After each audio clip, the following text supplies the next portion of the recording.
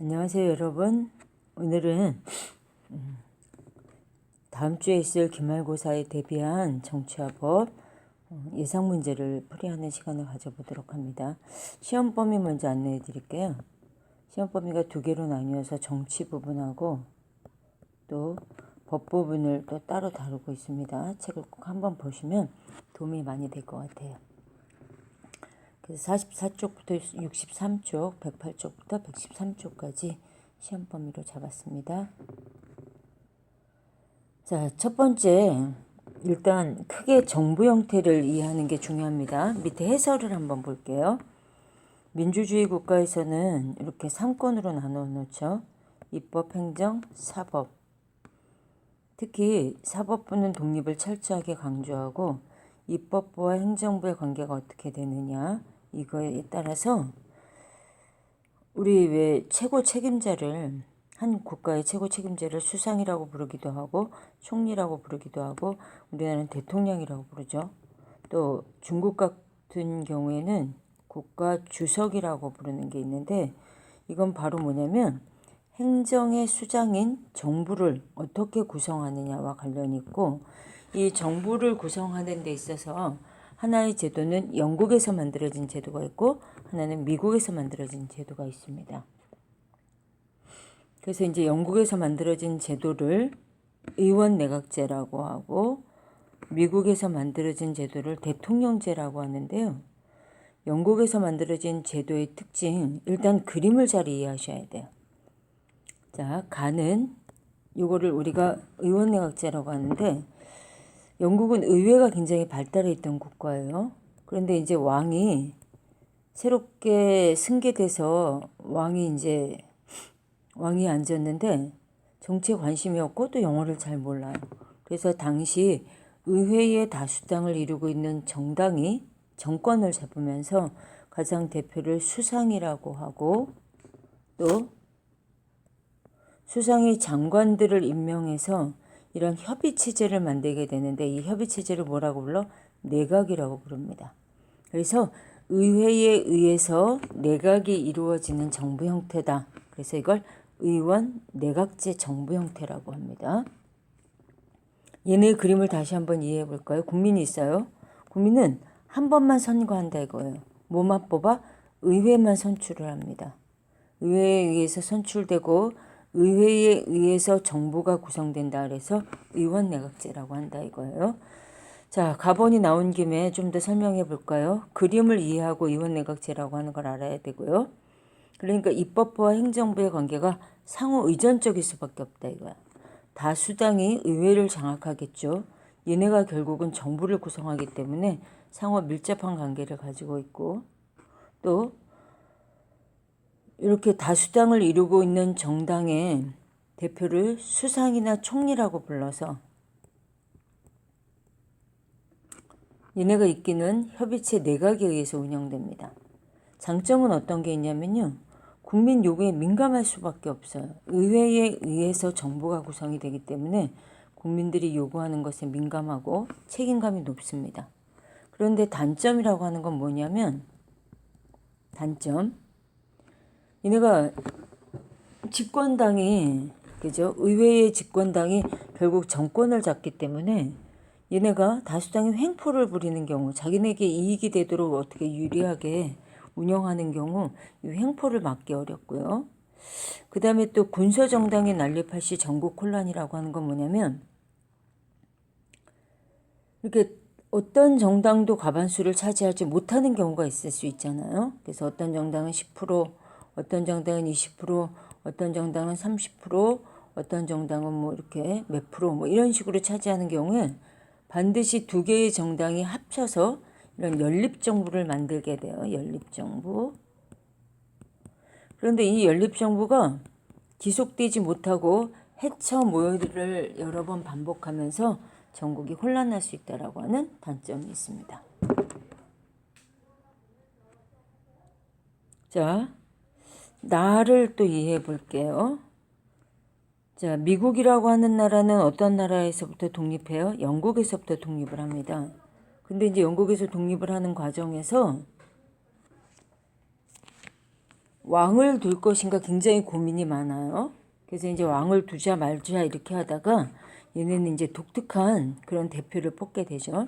그래서 국민이 선거해서 결국 1인자에게 정권을 주는데 이 1인자의 임기를 정하고, 그죠? 그리고 또 정부 살림을 맡기게 되는데 그게 바로 대통령제라는 겁니다. 그래서 그림을 먼저 이해해 보면 국민이 선거에 의해서 의회를 따로 뽑고, 자, 행정부의 수장인 누구를 따로 뽑아? 대통령을 따로 뽑아서 정부를 운영하는 제도가 바로 대통령제입니다. 그래서 별도로 선거가 이루어진다 그랬죠. 상호 간의 관계는 독립적이고 대통령의 임기를 보장하고 전국 동안 임기 동안은 전국이 안정됩니다. 그런데 단점은 뭐냐면 대통령이 임기를 보장되는 대신에 독단적인 행위를 해도 그 행위를 이제 어떻게 할 수 없고, 또 레임덕 현상이라고 하는 거 임기 말기가 되면 권력 누수 현상, 이걸 우리가 절름발이 오리 현상이라고 하는데 이러한 권력 누수 현상이 생기면서 정책이 제대로 진행되지 못하는 문제점이 있다는 겁니다.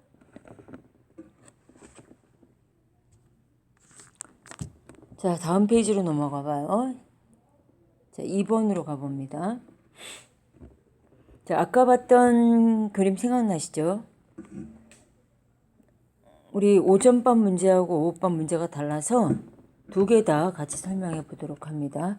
나의 정부 형태 어떤 건지 생각나실까요? 국민이 있습니다. 국민이 있으면 입법부를 따로 뽑고 국민이 행정부의 수장인 걸 따로 뽑았죠. 그러니까 이 그림만 보고도 뭔지 알아야 된다? 대통령제에 대한 설명이다. 자, 미국이 대표적이죠. 미국이 대표적이죠. 입법부와 행정부가 엄격하게 분리되어 있습니다. 대통령제의 가장 중요한 특징은요, 입법부와 행정부가 분리되어 있다는 거예요. 대통령은 법률안을 거부할 수 있고 의회는 탄핵 소추권을 통해서 서로 견제할 수 있다는 그런 견제 수단을 가지고 있습니다. 그런데 5번 해보세요. 국회의원이 국무위원을 겸직할 수 있다. 국무위원이라고 하는 건 실제로 보면 우리나라의 용어인데 요거 장관 이런 사람들을 얘기하겠죠. 겸직할 수 없도록 되어 있는 게 대통령제, 전형적인 대통령제의 특징입니다. 자, 가본 정부 형태의 특징을 한번 볼까요? 자, 어떤 그림이었냐면 국민이 있으면 누구만 선출했을까요? 입법부만 선출합니다. 그리고 어떻게 구성해서 입법부에 의해서 행정부가 구성이 됐죠. 그러니까 얘는 뭐다? 의원내각제다. 자, 영국이 대표적이죠. 입법부와 행정부가 긴밀하게 연결되어 있습니다. 의회는 내각을 불신임할 수 있고 내각은 의회 해상권으로 상호 견제할 수 있어요. 그렇지만 국회의원과 국무위원이 겸직할 수 있다라고 하는 게 대표적인 특징입니다.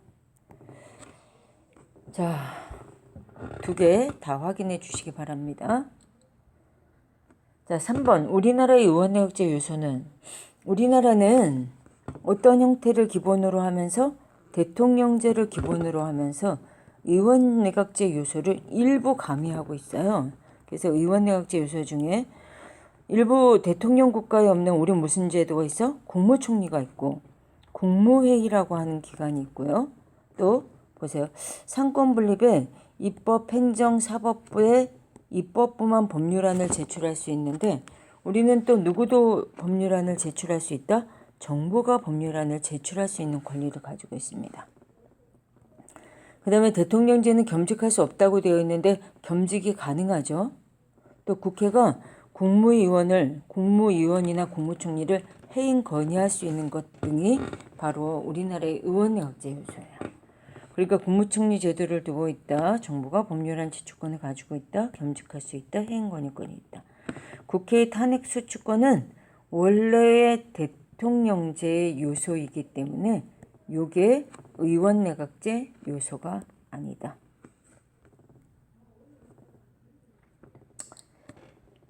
자, 좀 어려운 거 이원집정부제에 대해서 설명해 볼게요. 이원집정부제는 자, 지금 이제 우리 두 가지 배운 게 대통령제와 의원내각제죠. 그런데 대통령제와 의원내각제를 다 포함해서 정부를 구성하는 제도입니다. 그래서 정부의 수장에 누구도 있고 대통령도 있고 총리나 수상이 있다 이거예요. 그래서 교과서에 여러분들 어디를 한번 보시냐면 교과서 51쪽을 한번 살펴봐 보시기 바랍니다. 어떤 나라가 대표적이다? 프랑스, 그리스, 오스트리아 같은 나라들이 대표적이에요. 중간형 대통령제라고 하고 대통령은 외교와 국방을 집중하고 총리는 내치에 관한 것을 강하지만 긴급 상황 시에는 누구의 권한이? 대통령의 권한이 강화되는 것이 특징이라고 할 수 있습니다. 자, 요거는 우리 교과서로는 다 다루지 못했는데 1학년 때 배운 내용을 중심으로 해서 중요한 것만 좀 다뤄볼게요. 먼저 설명을 드려볼게요. 자, 권력은 어떻게 된다? 분립되어 있다. 권력이 분립되어 있는데 특히 입법, 행정, 사법, 입법부의 대표적인데 어디? 국회, 행정부, 대통령과 정부, 사법부, 법을 적용하는 거 법원에서 한다. 자, 우리나라 대통령의 특징 오답 없습니다. 요거 외워야 되겠죠. 임기는 5년이면서 단임제다. 국민이 직접 선거로 선출한다. 대통령은 우리나라 행정부를 지휘 감독합니다. 우리 대통령은 법률안 거부권을 가지고 있어요. 이게 핵심이다. 이렇게 좀 자꾸 읽어서 익혀두시기 바랍니다. 자, 6번. 아까 입법, 행정, 사법 있었죠. 입법, 행정, 사법. 사법부의 대표적인 법원, 재판에 관련된 걸 좀 다뤄봅니다. 자, 요건 바로 설명을 드리도록 할게요. 범죄의 유무를 판단하는 거 민사재판 아니죠. 1심에 불복하여 2심의 재판을 청구하는 걸 항소라고 합니다. 2심 재판에 불복해서 3심으로 청구하는 걸 상고한다 그래. 상고. 자, 사법부의 독립을 강조하고요. 사법부의 최고기관은 헌법재판소이다 그랬는데 그게 잘못된 게 이게 헌법재판소는 아주 특별한 재판소이기 때문에 이렇게 최고의 상급 법원은 어디다? 대법원이다. 해설 한 번만 볼게요. 재판, 사법부, 법의 적용과 해석 이걸 통해서 분쟁을 해결하는 국가작용이다. 법원에서 한다. 자, 형사재판은 범죄의 유무와 형벌을 가하는 걸 형사재판이라고 하고 1심에 불복해서 2심으로 가는 걸 항소, 2심에 불복해서 3심으로 가는 걸 상고라고 합니다. 자, 그 다음에 이제 국회와 관련해서 국회가 행정을 통제하는 여러 가지 권한이 있는데 대표적인 것이 바로 예산안을 심의하고 의결한다 이거야. 1년간 사용할 세입과 세출에 관한 것을 모두 논의할 수 있는 것인데 실제 세입은 어디에서 올까요? 국민의 세금으로부터 오죠. 그래서 1년 동안 쓸 예산이 어떻게 되는지는 바로 국회가 산정한다 그랬습니다. 이걸 설명드리면서 이렇게 얘기했어요. 정부가 잘 운영해서 흑자를 내야 될까요? 정부가 잘 운영을 못해서 적자를 내야 될까요? 이거 어떤 것도 정답이 아니다. 이게 예산안이라고 하는 건 1년 동안 얼마가 필요한지에 따라서 세금을 걷는 거기 때문에 원래는 균형이라고 합니다. 균형. 국민들에게 부담이 되는 1년 동안 쓸 예산안을 심의하는 거 어디 간다? 국회가. 자, 문제는 요 이야기를 자세히 읽으세요. 1년간 국가가 사용할 세입과 세출에 관한 것을 논의할 수 있다. 세입과 세출에 관한 것을 논의할 수 있는 권한이 국회에 있다. 이걸 뭐라고? 예산안의 심의 의결권이다. 자, 8번으로 가봅니다. 오늘날의 국가를 무슨 국가? 복지국가라고 합니다. 어느 정도의 인간다운 생활을 누가 책임진다 이거야? 국가가 책임진다 이거야. 이런 걸 복지국가. 근데 복지국가가 되다 보니까 점점 어디에 일이 커진다? 행정의 일이 커져요. 그런데 이에 비해서 국회는 전문가이냐 비전문가이냐 그러면 전문가가 아닌 경우가 많다 이거야. 코미디언 하던 사람도 국내기 표를 많이 받으면 이 사람들도 결국은 그죠? 국회의원이 될 수 있잖아요. 그러니까 오늘날 행정이나 이런 것들은 점점 복잡해지는데 국회는 전문성이 부족해지다 보니까 결국 이것 때문에 행정이 법안을 제출하는 경우가 점점 많아집니다. 국민의 대표기관인 입법부의 법률안 제출이 점점 감소하고 행정부가 제출하는 것이 많아지는 걸 무슨 현상? 행정국가 현상이라고 한다. 이는 복지국가의 역할 증대와 더불어 입법부가 뭐가 부족해서 생기는 것이다? 전문성이 부족해서 생기는 현상이다.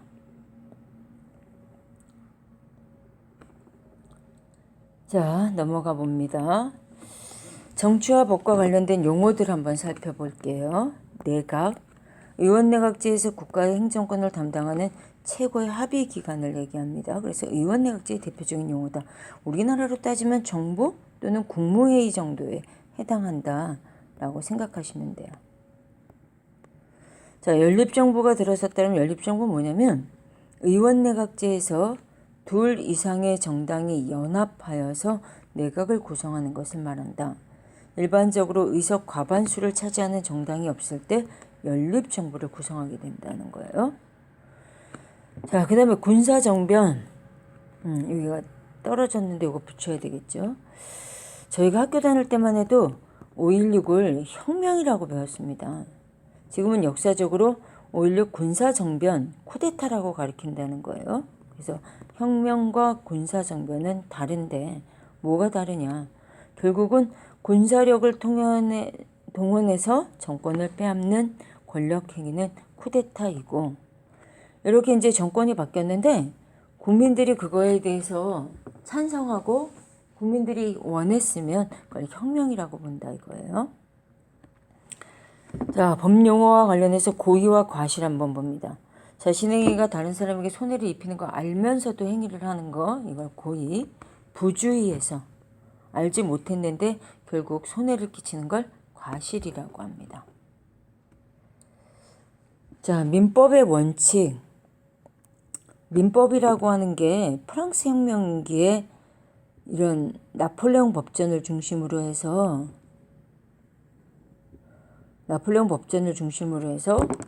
이게 이제 등장하기 시작합니다. 그래서 개인주의와 자유주의에 기반을 해서 옛날에는 국가가 내 재산을 빼앗거나 또는 교회, 지방의 유지 등 뭐 이런 사람들에 의해서 나의 권리 같은 것들을 많이 침해당하는 경우가 있었어요. 근데 이런 것들을 개인주의, 자유주의에 의해서 보상해줘야 된다라고 하는 걸 천명하면서 생긴 게 바로 민법이라고 할 수 있어요. 그래서 이제 민법이 생기면서 기본적인 3가지 원칙이 있습니다. 그래서 내 재산을 보장해 주는 거, 사유재산권 존중의 원칙. 이 중에 특히 소유권이 중요하기 때문에 이건 소유권 절대의 원칙이라고도 해요. 그 다음에 개인 생활에 있어서 개인이 알아서 한다 이거야. 여러분이 왜 교과서에 민섭이라고 하는 애가 똑같은 운동화를 생일 선물로 2개 받아서 하나를 학교에 팔러 왔죠. 그랬더니 야 내가 제일 먼저 말했잖아. 10,000원 더 줄게. 너랑 제일 친하잖아. 자, 이러한 거에 대해서 담임선생님이 나서서 야 너 제일 먼저 얘기한 애한테 팔어. 이거 될까요? 알아서 한다 이거. 사적 생활에 있어서는 사적인 건 자치의 원리다. 그죠? 특히 사적 생활과 관련해서 계약이 가장 중요하기 때문에 계약 자유의 원칙이라고 합니다. 그 다음에 과실 책임의 원칙. 아까 우리 고의와 과실이라고 하는 거 배웠는데 고의로 한 거 당연히 내가 책임져야 되죠. 부주의해서 누구한테 피해를 준 거 과실도 책임져야 된다 이거야. 그래서 과실이 있을 때 고의와 과실은 결국 책임을 져라 자기 책임의 원칙이라고 합니다. 그런데 이런 민법의 원리가 점점 가면서 어떻게 보면 가진 자와 못 가진 자 사이에 차별을 만들어내더라 이거예요. 그래서 이제 19세기에 자본주의 발달에 따라 보완 수정되면서 얘네의 원리가 변경되게 됩니다. 그래서 이제 보완 수정이다. 변했다라기보다는 기본 원칙은 있지만 이런 예외도 인정하게 되는 것이 되었다 이렇게 생각하시면 돼요. 그래서 소유권 공공복리의 원칙. 제가 이런 설명 드렸어요. 어떤 사람이 자기 집을 가지고 있는데 옆에 골목이 있다. 이 안에 15가구가 사는데 이 15가구 여기뿐이 통행할 수 없다.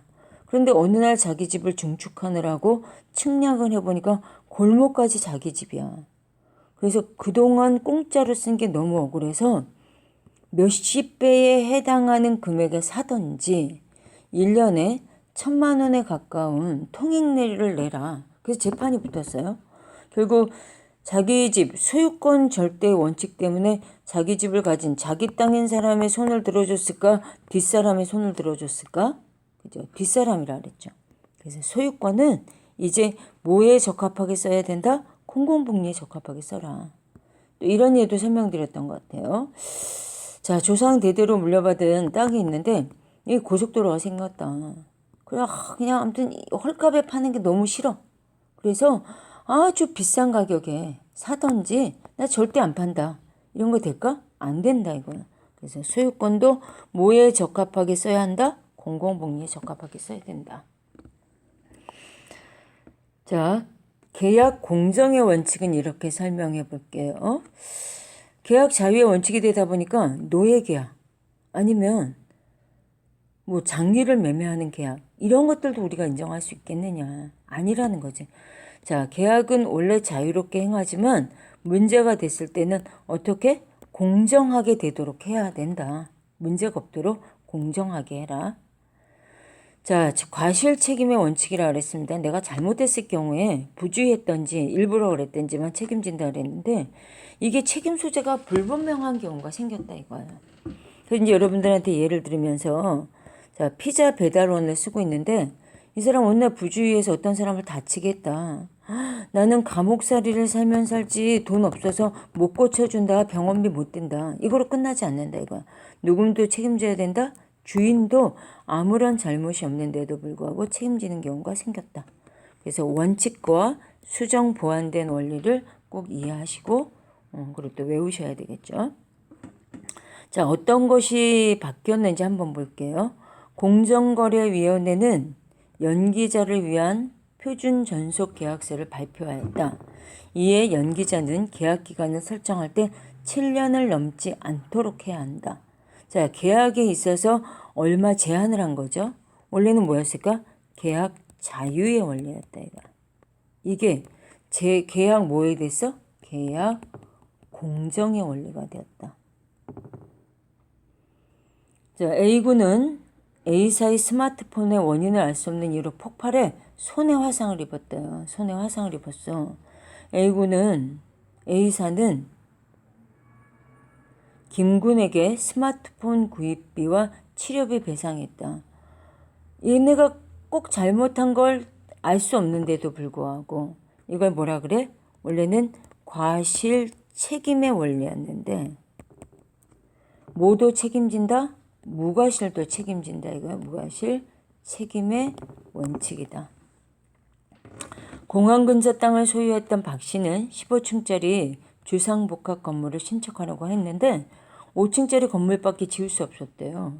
항공기 이착륙 문제가 있을 수 있어서 고도 제한의 적용을 받게 되었답니다. 옛날에는 뭐였어? 사유 재산권 존중. 그래서 소유권 절대의 원칙이었는데 뭐로 바뀌었다 이거야? 소유권 공공복리의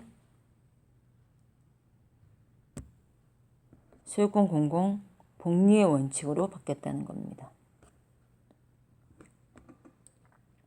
자, 주관식으로 가볼게요. 자, 이 그림만 봐도 뭔지 알아야 된다 그랬죠. 정부 형태 뭘까요? 이제 이거 뭐야? 이거 대통령제다. 주요 특징 하나만 서술하라 그랬어요. 자, 우리 B 오빠는 요거 해야죠. 국민. 자, 입법부. 구성해서 행정부. 그럼 뭐다? 의원내각제다. 주요 특징. 아무튼 뭐 하나만 적으라 그랬어요. 영국에서 아니면 상호 독립적이다. 얘네는 상호 의존적이다. 우리 객관식 1번 참고해야 되겠죠. 자, 다음 내용에 해당하는 법은 무엇인가? 주요 특징 하나만 서술하시오 그랬어요. 개인 간의 관계를 규율한 법이다. 나폴레옹 법전부터 성문화되었고 개인 간 재산 관계와 가족 관계를 다룬다. 이런 법을 우리가 민법이라고 하고 사적 관계 또는 계약, 실책법, 친족, 상속, 물권, 아무튼 뭐 여러 가지 있습니다. 어떻게? 하나만 적어라. 예, 오늘 여기까지 하도록 할게요. 아마 온라인으로 공부하시는 거 작년부터 해왔으니까 조금은 익숙하실 수 있을 수도 있고 조금은 어려우실 수도 있지만 가장 큰 장점 중에 하나가 반복해서 여러 번 여러분들이 활용할 수 있다는 게 가장 큰 장점인 것 같아요. 꼭 잘 활용하셔서 이번 시험 대비에 활용해 주시기 바랍니다. 자, 이만 마칠게요. 감사합니다.